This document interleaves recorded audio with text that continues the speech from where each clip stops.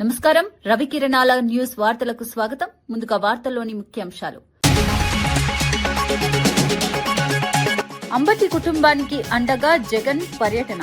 అంబటి ఇంటి దాడిపై వైసీపీ నిరసనతో జగన్ కీలక నిర్ణయం. రాజకీయ దాడులపై స్పందించిన జగన్ పర్యటనకు ప్రాధాన్యం సంతరించుకున్న వైనం. ఓటమి భయంతో బీఆర్ఎస్ డైవర్షన్ ప్రయత్నాలు జరిగాయన్న చామల. తెలంగాణ సెంటిమెంట్ తో ప్రజలను మభ్యపెట్టే యత్నం. అభివృద్ధినే ప్రజలు చూస్తారని స్పష్టం. భావోద్వేగ రాజకీయాలు ఫలించవని వ్యాఖ్య. బాధితులే ముద్దాయిలవుతున్నారని వేణుగోపాలకృష్ణ. పోలీసు వ్యవస్థ ప్రేక్షక పాత్రపై విమర్శ. నేరస్తులకు రక్షణ, బాధితులకు అన్యాయం జరుగుతోందని ఆరోపణ.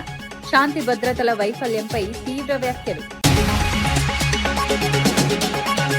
కరీంనగర్ లో కార్యకర్తలకే టికెట్లు అన్న బండి సంజయ్. పార్టీ బలమే కార్యకర్తలని స్పష్టం. అభివృద్ధికి ఓటేయాలని ప్రజలకు పిలుపు. మున్సిపల్ ఎన్నికల్లో బీజేపీ గెలుపుపై ధీమా. అంబటి కేసుపై కూటమిని ప్రశ్నించిన వైసీపీ. ప్రశ్నిస్తే కేసులా అంటూ సతీష్ రెడ్డి ఫైర్. అధికార దుర్వినియోగం ఫలించదన్న హెచ్చరిక. ప్రజలన్నింటినీ గమనిస్తున్నారని వ్యాఖ్య. రాష్ట్ర రాజకీయాల్లో ఉద్రిక్తతలు కొనసాగుతున్న వేళ మాజీ మంత్రి అంబటి రాంబాబు ఇంటిపై జరిగిన దాడులను తీవ్రంగా ఖండిస్తూ వైఎస్సార్సీపీ అధ్యక్షుడు జగన్మోహన్ రెడ్డి స్పందించారు.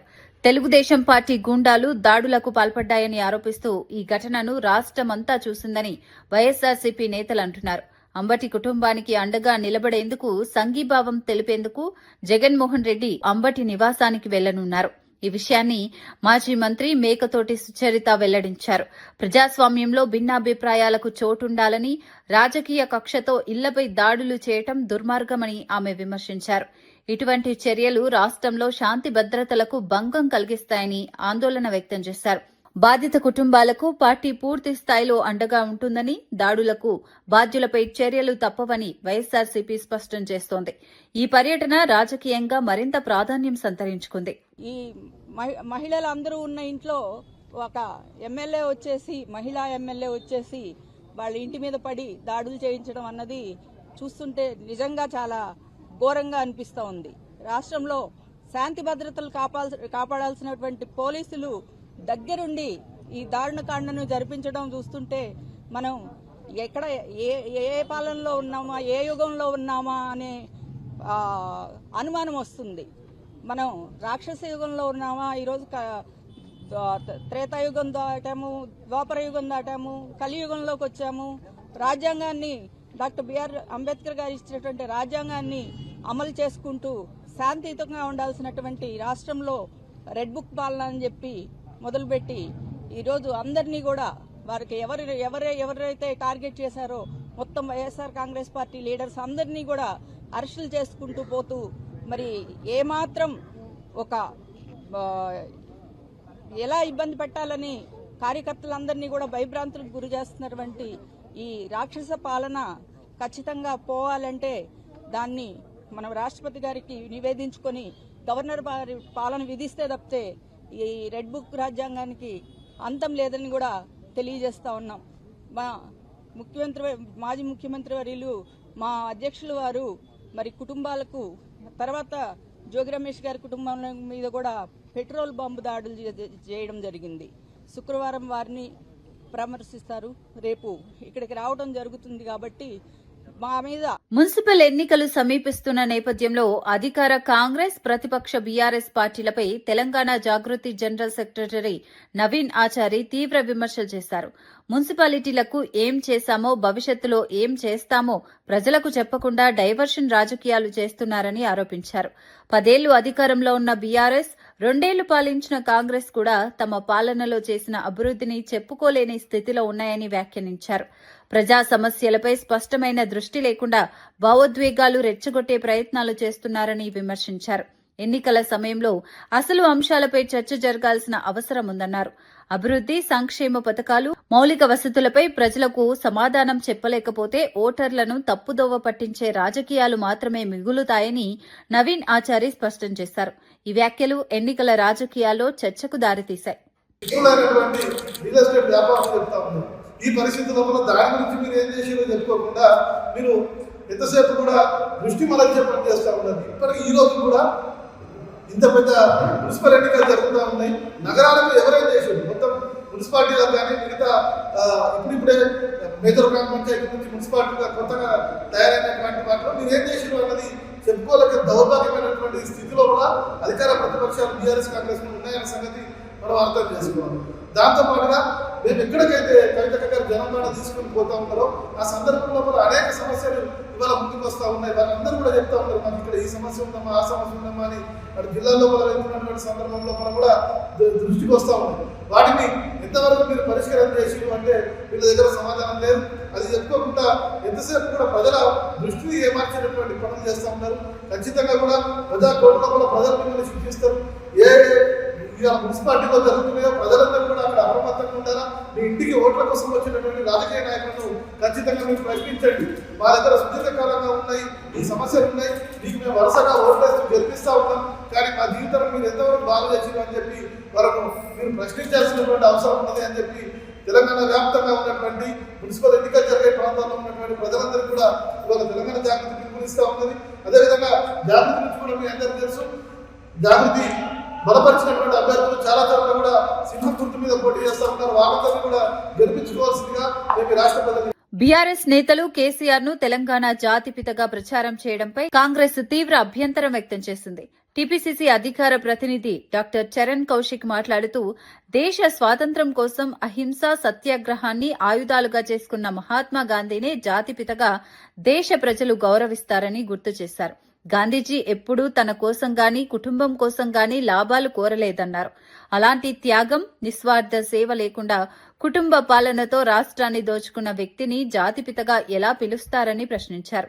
జాతిపిత అంటే త్యాగం, ప్రజాహితం, నిస్వార్థ సేవే ప్రమాణమని స్పష్టం చేశారు. రాజకీయ లాభాల కోసం చరిత్రను వక్రీకరించవద్దని హెచ్చరించారు. ఈ వ్యాఖ్యలు తెలంగాణ రాజకీయాల్లో మరో వివాదానికి దారితీశాయి. అట్లాంటి వ్యక్తి ఎట్లా జాతిపిత అవుతాడు?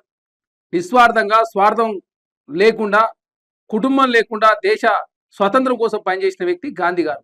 గాంధీ గారిని అవమానించే విధంగా బీఆర్ఎస్ పార్టీ శ్రేణుల యొక్క మాటలు కావచ్చు, వాళ్ళ ప్రసంగాలు ఉన్నాయి. కాబట్టి దయచేసి జాతిపిత అనే బిరుదు అనేది భారత రాజ్యాంగం లేదు. అది దేశ ప్రజలు గాంధీ గారిని పిలుచుకుంటారు. అది కూడా సుభాష్ చంద్రబోస్ గారు ఆనాడు 1944 జూన్ 6న అదేవిధంగా సింగపూర్ సంబంధించి రేడియోలో మాట్లాడుతూ మొదటిసారి వారు పిలిచిన పరిస్థితి మనం చూసినాం. కాబట్టి దయచేసి బీఆర్ఎస్ పార్టీ జాతిపిత మీద రాజకీయం చేసే ప్రయత్నం దయచేసి మానుకోవాలి. తెలంగాణ రాష్ట్రంలో ఫోన్ ట్యాపింగ్ పాల్పడరు, అవినీతికి పాల్పడరు, తెలంగాణ రాష్ట్ర సంపదను దోసుకున్నారు. 70,000 కోట్ల తెలంగాణ 7 లక్షల కోట్ల అప్పయింది. తెలంగాణ రాష్ట్ర పార్టీ ఫిరాయింపులో పాల్పడి 58 మందిని పార్టీలో జాయిన్ చేసుకుని సిపిఐ నుంచి Congress party, YSRCP, TDP, BSP అదే కాకుండా అన్ని పార్టీలు జాయిన్ చేసుకొని ప్రజాస్వామ్యం కూని చేసింది మీరు దయచేసి జాతిపితాన్ని మాట్లాడితే దేశ ప్రజలు నవ్వుకుంటారు. కాబట్టి బీఆర్ఎస్ పార్టీ దయచేసి జాతిపిత అనే వర్డ్ను మాట్లాడొద్దని చెప్పేసి కాంగ్రెస్ పార్టీ కోరుతూ, భారతీయ జనతా పార్టీ గాంధీని చంపిన గాడ్సేను పూజించే ప్రయత్నంలో భారతీయ జనతా పార్టీ శ్రేణులు కూడా ముందుకు పోతున్నారు. కాబట్టి గాంధీ గురించి భారతీయ జనతా పార్టీ ఎంత తక్కువ మాట్లాడితే అంత మంచిది.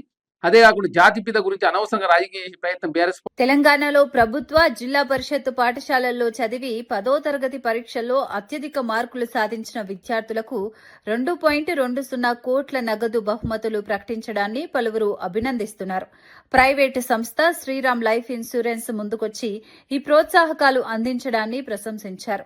ప్రభుత్వ పాఠశాలల విద్యార్థుల్లో పోటీతత్వాన్ని పెంచేందుకు ఇది దోహదపడుతుందని నాయకులు అభిప్రాయపడ్డారు. చదువుపై ఆసక్తి పెరిగి మంచి ఫలితాలు సాధించేందుకు ఇది ప్రేరణగా నిలుస్తుందని తెలిపారు. విద్యారంగంలో ప్రభుత్వానికి తోడుగా ప్రైవేటు సంస్థలు ముందుకు రావడం సానుకూల పరిణామమని పేర్కొన్నారు. ఈ ప్రయత్నం వేలాది మంది విద్యార్థులకు ప్రేరణగా మారుతుందని ఆశాభావం వ్యక్తమవుతోంది. జై తెలంగాణ శ్రీరామ్ గ్రూప్ వారు తెలంగాణ వ్యాప్తంగా ఉన్నటువంటి ప్రభుత్వ పాఠశాలల్ని ఎంకరేజ్ చేయాలని, ఆ ప్రభుత్వ పాఠశాలల్లో చదివేటటువంటి విద్యార్థులను ఎంకరేజ్ చేయాలని చెప్పి మంచి ఉద్దేశంతో 10వ తరగతి పాస్ అయినటువంటి టాప్ ర్యాంకర్స్ అందరికి కూడా నగదు బహుమతి ఇవ్వడానికి ముందుకు రావడం చాలా సంతోషం. ఇప్పుడు ప్రభుత్వ పాఠశాలల్ని మనందరం కూడా కేవలం ప్రభుత్వంలో ఉన్న వాళ్ళు, రాజకీయంలో ఉన్న వాళ్ళే కాకుండా శ్రీరామ్ లైఫ్ ఇన్సూరెన్స్ లాంటి మంచి బాధ్యత కలిగిన సంస్థలు కూడా ముందుకు రావడం చాలా సంతోషకరం.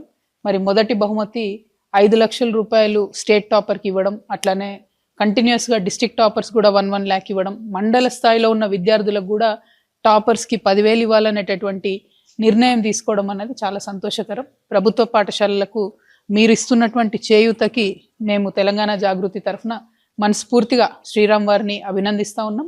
ఈ అవకాశాన్ని ఉపయోగించుకోవాల్సిందిగా అందరూ స్టూడెంట్స్ని కూడా నేను రిక్వెస్ట్ చేస్తూ ఉన్నాను. Thank you. రాష్ట్ర రాజకీయాల్లో మరోసారి ఘాటు వ్యాఖ్యలు వినిపించాయి. మాజీ మంత్రి పేర్ని నాని మాట్లాడుతూ పోలీసుల మీద ఆధారపడి పాలన సాగించే ప్రభుత్వాలు చరిత్రలో నిలవలేదని వ్యాఖ్యానించారు. ఒక్క ఏడాది తర్వాత పరిస్థితులు మారతాయని, పోలీసులు గోడ మీద పిల్లిలా రెండు వైపులా వ్యవహరిస్తారని హెచ్చరించారు. అధికార దుర్వినియోగం చేస్తే అదే వ్యవస్థ తిరుగుబాటు చేస్తుందని అన్నారు. పోలీసుల ద్వారా రాజకీయ ప్రత్యర్థులను అణిచివేయాలని ప్రయత్నిస్తే దాని ఫలితాలు తీవ్రంగా ఉంటాయని స్పష్టం చేశారు. ప్రజాస్వామ్యంలో భయపెట్టే పాలనకు చోటు లేదని, ప్రజలే తుది తీర్పు ఇస్తారని పేర్ని నాని వ్యాఖ్యలు చేశారు. వ్యక్తుల్ని అత్యాయత్నం చేస్తుంటే పోలీసు ఇవాళ ఖాళీగా ఏమీ చూడనట్టు ఉండొచ్చు. ఇంకో సంవత్సరం ఆగండి, శుభ్రంగా గోడ మీద ఎక్కి కూర్చుంటారు. మీరు తనుగు చావండరా అని చెప్పకపోతే అప్పుడు అడుగు. మాకు కనుగొడతారు, మీకు కనుగొడతారు.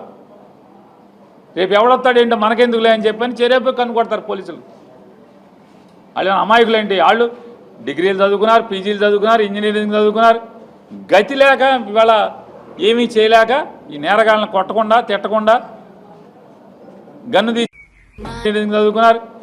గతి లేక ఇవాళ ఏమీ చేయలేక ఈ నేరగాళ్ళని కొట్టకుండా తిట్టకుండా గన్ను తీసి కాల్చకుండా ఊరుకుంటున్నారు. కన్ను కొట్టే రోజు వచ్చినప్పుడు కన్ను కొడతారు, గోడ మీద కూర్చుంటారు. ఇంకొక 6 నెలలు సంవత్సరం ఆగగానే మీ తోలు తీగిపోతే మిమ్మల్నే కనుక బజార్లో తోలు తీగిపోతే అప్పుడు ఎలక్షన్ల ముందే, ఈ ఎన్నికలు జరగకముందే, ఎన్నికలు కూడొచ్చాక అసలు మీరు ఈ పోలీసులు చూపించే నరకం మీకు అసలు మామూలుగా ఎందుకు వచ్చిన కర్మరాని నేను అనుకోకపోతే చూడండి. ఇంతగా పోలీసుని అడ్డగోలుగా వాడుకుని ఆ రోజు ఈ రాజశేఖర బాబు గారు, ఈ హరీష్ కుమార్ గుప్తా గారు, ఈ గుండం రామకృష్ణ గారు కూడా ఎవరో ఏమీ కంట్రోల్ చేయలేరు పోలీసుని. ఎందుకు? రేపు ఈ ఏళ్ళ పోస్టింగ్ల కోసం వీళ్ళు చేసినట్టే రేపు రాబోయే ప్రభుత్వంలో ఎవరికాడు మాకు పోస్టింగ్ కావాలి కదా, ఈ సంగతి వీళ్ళు పోస్టింగ్లు బాగానే ఉన్నారు. గీతం యూనివర్సిటీ భూ కేటాయింపులపై జగన్మోహన్ రెడ్డి లేవనెత్తిన ప్రశ్నలు రాజకీయంగా చర్చనీయాంశంగా మారాయి. ఈ అంశంపై మాజీ మంత్రి గుడివాడ అమర్నాథ్ స్పందిస్తూ కీలక వ్యాఖ్యలు చేశారు. గీతం భూముల విలువ 5,000 కోట్ల రూపాయలు కాదంటూ బుకాయిస్తున్నారని విమర్శించారు. వైఎస్ఆర్సీపీ ప్రభుత్వ హయాంలో బెంగళూరు ఇంటర్నేషనల్ స్కూల్కు భూమి కేటాయించినప్పుడు 25% సీట్లు పేద విద్యార్థులకు ఉచితంగా ఇవ్వాలనే నిబంధన పెట్టిన విషయాన్ని గుర్తు చేశారు. ప్రభుత్వ భూమిని తక్కువ ధరకు పొందిన గీతం యూనివర్సిటీ ఎంతమంది పేద విద్యార్థులకు ఉచిత విద్య అందించిందో చెప్పాలని సవాల్ విసిరారు. ప్రజా ఆస్తులను పొందిన సంస్థలు సామాజిక బాధ్యత వహించాలన్నది వైఎస్ఆర్సీపీ విధానమని స్పష్టం చేశారు. ఈ వ్యవహారంపై స్పష్టత రావాలని, వాస్తవాలు ప్రజల ముందుకు రావాల్సిన అవసరం ఉందన్నారు. 1998లో 71 ఎకరాలు ప్రభుత్వ భూమిని వారు కేటాయింపు చేసుకుని 18,000 రూపాయలు, ఎకరా 18,000 రూపాయలు, 70 ఎకరాలు కలిపి 15 లక్షల రూపాయలకి మీరు తీసుకున్నారు. నేను అడుగుతా ఉన్నా, గీతం సంస్థ పెట్టి దాదాపు 45 సంవత్సరాలు అయింది. ఏ ఒక్కరికన్నా ఒక ఫ్రీ సీట్ ఇచ్చారో చెప్పమనండి. పోనీ దానికి ముందు వద్దు, 98 ముందు వద్దు, 98 ముందు 15-16 సంవత్సరాలు అయింది. 98 తర్వాత మీరు 71 ఎకరాలు మీరు ఏదైతే ప్రభుత్వ భూమి తీసుకున్నారో, ప్రభుత్వ భూమి తీసుకున్న తర్వాత ఏ ఒక్క రోజన్నా ఒక్కరికన్నా ఫ్రీ సీట్ ఇచ్చారో చెప్పమనండి. అది పైపెచ్చు మళ్ళీ ఇచ్చినటువంటి భూమిని బ్యాంకుల్లో మార్టగేజ్ చేసుకోవడానికి కూడా పర్మిషన్ ఇచ్చారు. ఇన్ని రాయితీలు, ఇన్ని దోపిడీలు, మళ్ళీ ఆయన అంటాడు 55 ఎకరాలు మా ఆధీనంలో ఉంది, చాలా బ్రహ్మాండంగా చూసుకున్నాం. మీరు చూసుకోండి, ప్రభుత్వ భూమి మీరు చూసుకోవడం ఏంటి? మీకు ఎవరిచ్చారు హక్కు? అసలు మిమ్మల్ని అందులోని దానికి చుట్టూరు కాంపౌండ్ వాళ్ళు కట్టేటువంటి హక్కు ఎవరిచ్చారు మీకు? కొన్ని ప్రభుత్వ భూముల్లో బిల్డింగ్లు కట్టడానికి ఎవరిచ్చారు హక్కు మీకు? పైపెచ్చు మళ్ళీ దాని మీద మీరు బేరాలు ఆడుతా ఉన్నారు. ఈ భూమి 5,000 కోట్లు ఉండదు, 1,000 కోట్లు ఉంటుందని చెప్పి. రేపు ఆక్షన్ పెడితే తేలుతుంది ఎంత అవుతుందో. అంటే మీకు రాసిచ్చేయడానికి, మీ చంద్రబాబు నాయుడు గారి కుటుంబానికి మీకు రాసిచ్చేసేయడానికి ఈ విశాఖపట్నంలో ఉన్నటువంటి భూములు, ఆస్తులు ఇవేం మీ జాగీర్ కాదు. ఇవెవరు కూడా రాష్ట్రంలో రాజకీయ హింసపై మాజీ మంత్రి ముద్రగడ పద్మనాభం తీవ్ర వ్యాఖ్యలు చేశారు. మాజీ మంత్రుల ఇళ్లను తగలబెట్టే విధానాన్ని ఈ రాష్ట్రంలో చంద్రబాబు నాయుడు ప్రవేశపెట్టారని ఆరోపించారు. టీడీపీ నేతలే బూతులు తిడుతూ రెచ్చగొడుతూ ఈ పరిస్థితులకు కారణమవుతున్నారని విమర్శించారు. గతంలో జంతువులపై నెయ్యి అంశంలో అబద్దాలు ప్రచారం చేసినందుకు చంద్రబాబు క్షమాపణ చెప్పి ఉంటే ఆయన గౌరవం పెరిగేదని వ్యాఖ్యానించారు. రాజకీయ లాభాల కోసం సమాజంలో ద్వేషాన్ని రెచ్చగొట్టడం ప్రమాదకరమని హెచ్చరించారు. ప్రజాస్వామ్యంలో హింసకు చోటు లేదని, రాజకీయ విభేదాలను శాంతియుతంగా పరిష్కరించుకోవాలని సూచించారు. ఇటువంటి ఘటనలు రాష్ట్రానికి చెడు పేరు తెస్తాయని ముద్రగడ వ్యాఖ్యలు చేశారు. మాజీ మంత్రులు ఇళ్లు తగలబెట్టే విధానం ఈ రాష్ట్రంలో ప్రవేశపెట్టినందుకు చాలా బాధగా ఉందండి. ఇది మంచి సాంప్రదాయం కాదు. వారు బూతులు తిట్టే విధానం రాజకీయాల్లో ఎప్పుడు చూడలేదు. పండ బూతులు తిట్టడం, తిట్టించడం మూలంగా ఎదుటి వ్యక్తిని రెచ్చగొట్టడం బాధాకరం అండి. ఇప్పటికైనా చంద్రబాబు నాయుడు గారు ఆ కల్తీ నెయ్య విషయంలో నాకు తప్పుడు రిపోర్ట్ వచ్చింది, నేను సారీ చెప్తున్నాను అంటే ఆయన గౌరవం పెరిగేదండి. ఆ పని చేయకుండా వేరే రకంగా దాడి చేయించడం, ఆ కప్పిపుచ్చుకోవడం కోసం, తప్పించుకోవడం కోసం విశ్వ ప్రయత్నం చేస్తా ఉన్నారు. ఇది మంచి పని కాదు. మున్సిపల్ ఎన్నికల నామినేషన్ల ప్రక్రియ ముగిసిన తర్వాత రాజకీయ వేడి పెరిగింది. ఈ నేపథ్యంలో భువనగిరి ఎంపీ చామల కిరణ్ కుమార్ రెడ్డి మాట్లాడుతూ ఓటమి భయంతో బీఆర్ఎస్ నేతలు తెలంగాణ సెంటిమెంట్ ను రెచ్చగొట్టే ప్రయత్నాలు చేస్తున్నారని ఆరోపించారు. కేసీఆర్ కు సిట్ నోటీసులు ఇచ్చిన వెంటనే ధర్నాలు, బందులు చేపట్టి ప్రజలను తప్పుదోవ పట్టించారని విమర్శించారు. ఎమ్మెల్యే కాకుండానే మంత్రి పదవి పొందిన లక్కీ స్టార్ హరీష్ రావేనని వ్యాఖ్యానించారు. మున్సిపల్ ఎన్నికల్లో కాంగ్రెస్ పై విషం చిమ్మే ప్రయత్నాలు ఫలించవని స్పష్టం చేశారు. ప్రజలు అభివృద్ది, సంక్షేమాన్ని మాత్రమే చూస్తారని అన్నారు. భావోద్వేగ రాజకీయాలు ప్రజలను మభ్యపెట్టలేవని చామెలా వ్యాఖ్యలు చేశారు.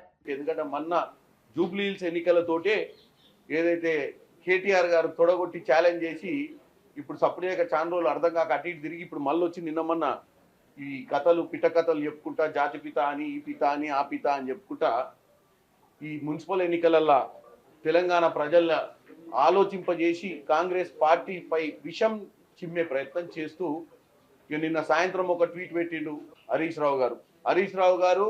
నేను ఒక్కటే మీకు చెప్తున్నా, ఎవరు యాక్సిడెంటల్ లీడరో, ఎవరు లక్కులో ముఖ్యమంత్రి అయ్యారో, ఎవరు లక్కులో మంత్రి అయ్యారో తెలంగాణ ప్రజలకు తెలుసు. హరీష్ రావు గారికి మీకు ఒకటి చెప్తున్నాం, మళ్ళీ తెలంగాణ ప్రజల్లో కొంతమంది మర్చిపోయారు. హరీష్ రావు అనే వ్యక్తి ఎమ్మెల్యే కాకుండానే మంత్రి పదవి కాంగ్రెస్ పార్టీ అధికారంలో ఉన్నప్పుడు రాజశేఖర్ రెడ్డి గారి ప్రభుత్వంలో మంత్రివర్గంలోకి వచ్చిండు. అంటే ఓట్లు వేయించుకోకుండానే మంత్రి పదవి తీసుకున్నటువంటి వ్యక్తి మన రాష్ట్రంలో ఎవరన్నా లక్కీ స్టార్ ఉండంటే అది హరీష్ రావే. ఇప్పుడేదో 6 అడుగులున్నా నేను bubble star, super star, trouble shooter అని చెప్పి ఏదో రోడ్ల మీద తిరుగుతుంది. కానీ ఒకప్పుడు ఈయనకు బేస్ లేకుండానే మంత్రి పదవి చేసినోడు ఆయన. హరీష్ రావు గారు, మీరు ఒక గుంట నక్క అని ఇప్పుడు మామగారు ఎంత తొందరగా తుది శ్వాస వదిలితే మీ శ్వాస తీసుకుందామన్న ఆలోచనతోటి ఆ కుర్చీ దగ్గర కూర్చున్న విషయాన్ని మీ సొంత మరదలు కవిత గారే చెప్పారు. లడ్డూ వ్యవహారానికి సంబంధించిన వాస్తవాలు బయటకు రావడంతో వాటిని దాచేందుకు ప్రయత్నాలు జరుగుతున్నాయని ఎమ్మెల్సీ లేళ్ల అప్పిరెడ్డి ఆరోపించారు. ప్రజలను డైవర్ట్ చేయాలనే ఉద్దేశంతో అంబటి, జోగి రమేష్ ఇళ్లపై దాడులు చేశారని విమర్శించారు. ఇటువంటి దౌర్జన్యాలు ప్రజల మనసుల్లో చెరిగిపోని ముద్రగా మిగిలిపోతాయని అన్నారు. రాజకీయంగా ప్రశ్నలు ఎదురైతే సమాధానం చెప్పాల్సిన అవసరముందని సూచించారు. ఇళ్లపై దాడులు చేసి భయపెట్టే ప్రయత్నాలు ప్రజాస్వామ్యానికి విరుద్ధమని అన్నారు. ఈ ఘటనలు రాష్ట్రంలో శాంతి భద్రతలపై ప్రశ్నలు లేవనెత్తుతున్నాయని పేర్కొన్నారు. నిజాలు దాచలేరని, ప్రజలు అన్నింటినీ గమనిస్తున్నారని లేళ్ల అప్పిరెడ్డి స్పష్టం చేశారు. ద్రోహులకి పెట్టాల్సినటువంటి చట్టాలను కూడా సోషల్ మీడియా కార్యకర్తలపైన, ముఖ్యంగా వైఎస్ఆర్ కాంగ్రెస్ పార్టీ కార్యకర్తల మీద పెడుతున్నటువంటి పరిస్థితులు ఈ రాష్ట్రంలో చూస్తా ఉన్నాం. కేవలం డైవర్ట్ రాజకీయాల కోసం, అంటే లడ్డుకు సంబంధించినటువంటి అంశం వెలుగులోకి వస్తే, వాస్తవాలు బయటకు వస్తే ఆ వచ్చినటువంటి వాస్తవాలను మరుగున పెట్టాలా, ప్రజల్ని డైవర్ట్ చేయాలనే ఆలోచనతోనే అంబటి రాంబాబు గారి ఇంటి మీద దాడి జరిగినా, మరో మాజీ మంత్రి జోగి రమేష్ గారి ఇంటి మీద దాడి జరిగినా కూడా ఈ 2 సంఘటనలు ఈ దశగా ఉన్నాయి. నేను ఒకటే చెప్పదలుచుకున్నా, అరచేతిని అడ్డు పెట్టి సూర్యకాంతి నాపాలనే ప్రయత్నం చేస్తే ప్రతిఫలం ఏ విధంగా ఉంటుందో వైఎస్ఆర్ కాంగ్రెస్ పార్టీకి సంబంధించినటువంటి నాయకుల పైన, ముఖ్యంగా రాంబాబు గారి పైన, అక్కడ రమేష్ గారి పైన దాడులతో భయపెట్టాలంటే రాంబాబు భయపడతాడా? జోగి రమేష్ భయపడతాడా? భవిష్యత్తుకు సంబంధించి కూడా ఈ అక్రమంగా కేసులు పెట్టినటువంటి వైనంలో కానీ ఈ దాడులకు సంబంధించి కానీ ఇవన్నీ కూడా చెరిగిపోని నిజాలుగా మా అందరి మనసుల్లో ఉంటాయి. దయచేసి అధికారం ఉందనే అహంకారంతో ముందుకు సాగొద్దని చెప్పి నేను ఈ సందర్భంగా చెప్పదలుచుకున్నా. అదేవిధంగా రేపు రాంబాబు గారిని పరామర్శించడానికి జగన్మోహన్ రెడ్డి గారు రాబోతా ఉన్నారు. ఉదయం 10 గంటలకి తాడేపల్లి నుంచి బయలుదేరి రాష్ట్రంలో పాలనా వైఫల్యాలపై మాజీ మంత్రి చెల్లుబోయిన వేణుగోపాలకృష్ణ తీవ్ర వ్యాఖ్యలు చేశారు. బాధితులే ముద్దాయిలవడం ఈ రాష్ట్రంలో కొత్త పోకడగా మారిందని అన్నారు. కాకి యూనిఫామ్ వేసుకున్న పోలీసుల ఎదుటే అరాచకాలు జరుగుతున్నాయని విమర్శించారు. చట్టాన్ని కాపాడాల్సిన వ్యవస్థే ప్రేక్షక పాత్ర పోషిస్తోందని ఆరోపించారు. నేరస్తులకు రక్షణ లభిస్తోందని, బాధితులకు న్యాయం దక్కడం లేదని అన్నారు.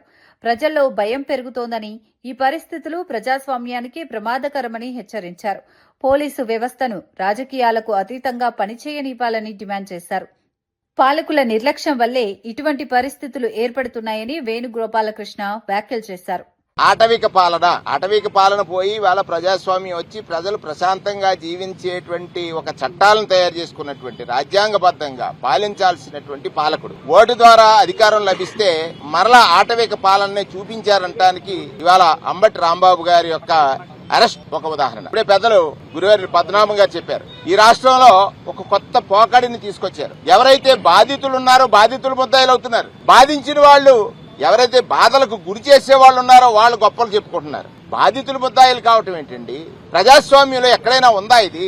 చంద్రబాబు నాయుడు గారి స్టేట్మెంట్లు చూస్తే ఎలా ఉన్నాయి? దీని మీద ఆరాలు తీస్తున్నారంటున్నారు. పట్టపగలు అంబటి రాంబాబు గారు ఏం ప్రశ్నించారు? ఏదైతే మీరు కల్తీ లడ్డు, కల్తీ నెయ్యి అనేటువంటి అంశాన్ని తీసుకొచ్చారో అందులో వాస్తవం లేదని, అందులో జంతు కొవ్వు కలవలేదని, ఫిష్ ఆయిల్ కలవలేదని, పంది కొవ్వు కలవలేదని సిబిఐ తన షార్ట్ షీట్ లో పేర్కొన్న విషయాన్ని ప్రస్తావించారు. దానికి మీరేం చేస్తున్నారు? కలిసిందన్నట్టుగా పోస్టర్లు వేయటం ఏమిటండి సంస్కృతి? మీరు పాలన చేస్తున్నారు కదా, పాలనా అధికారం మీ దగ్గర ఉంటే ఈ సంస్కృతి తీసుకురావడం, దాన్ని ప్రశ్నించినందుకు మీ వాళ్ళ చేత దాడి చేయిస్తారా? ఖాకీ యూనిఫారం వేసుకున్న వారి ఎదుట రాంబాబు గారి ఇంట్లో చేసినటువంటి అరాచకమైన అప్రజాస్వామికమైన విధానం ఏదైతే ఆ దాడి ఉందో, మహిళలున్నారు, వారి సతీమణి ఏజ్డ్ కుమార్తెలున్నారు, మనవలున్నారు, మహిళలు ఇంట్లో ఉన్నారని చూడకుండా వారు చేసినటువంటి విధానం ఏదైతే ఇవాళ కరీంనగర్ మున్సిపల్ కార్పొరేషన్ ఎన్నికల్లో బీజేపీ కార్యకర్తలకు అగ్రస్థానం ఇస్తున్నామని బీజేపీ రాష్ట్ర నాయకుడు బండి సంజయ్ స్పష్టం చేశారు. నీతి, నిజాయితీ, నిబద్దత కలిగిన కార్యకర్తలే పార్టీకి బలమని ఆయన పేర్కొన్నారు. కరీంనగర్ మున్సిపల్ కార్పొరేషన్ పరిధిలో బరిలో నిలిచిన 66 మంది బీజేపీ అభ్యర్థుల్లో మెజారిటీ స్థానాల్లో పార్టీని నమ్ముకున్న కార్యకర్తలే పోటీ చేస్తున్నారని తెలిపారు. పార్టీ సిద్ధాంతం కోసం, ప్రాంత అభివృద్ది కోసం కష్టపడే ప్రతి కార్యకర్తను గెలిపించడమే తన లక్ష్యమని అన్నారు. అభివృద్దికి ఓటు వేయాలని, బీజేపీ అభ్యర్థులను ఆశీర్వదించాలని ప్రజలను కోరారు. మున్సిపల్ ఎన్నికల్లో ప్రజలే తీర్పు చెప్పనున్నారని, కార్యకర్తల కష్టానికి తగిన ఫలితం దక్కుతుందని ఆశాభావం వ్యక్తం చేశారు.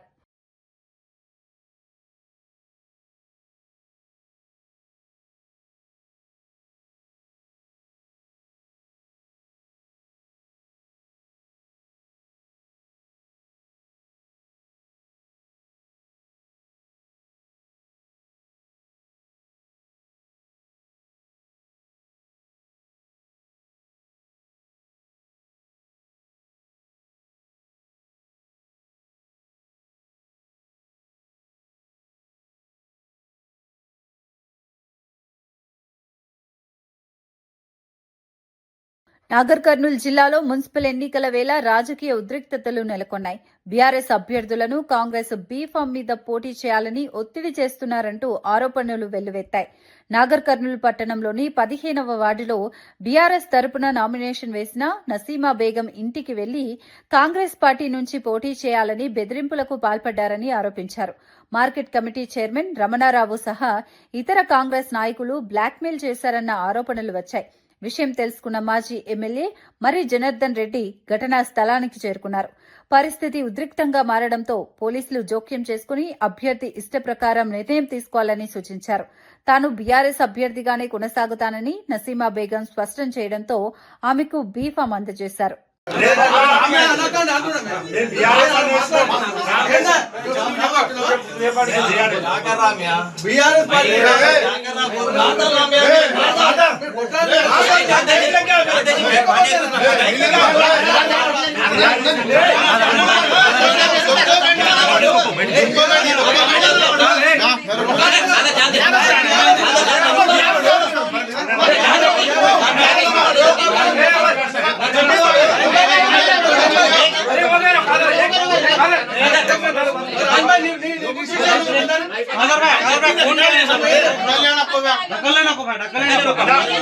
ఇంత అవసరమా? గెలిస్తే గెలుస్తారు కదా, నిలబడితే ఎందుకంత చేయాలి? పనిలేని పని.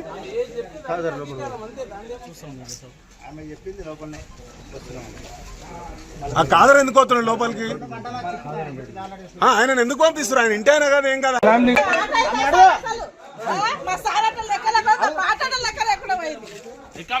నేను తీసుకుంటామో తెగితే దానికి కట్టుబడి ఉంటాం. మీకు ఏదైనా ప్రాబ్లం ఉందంటే చెప్పండి.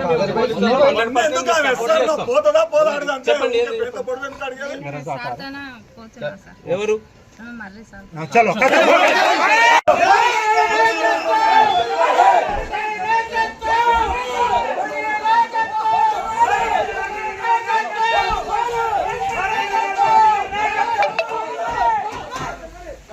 టీడీపీ మహిళా కార్యకర్తలతో బూతులు తిట్టించి ప్రతిగా స్పందించిన అంబటి రాంబాబుపై కేసు నమోదు చేయడంపై వైఎస్సార్సీపీ తీవ్ర అభ్యంతరం వ్యక్తం చేసింది.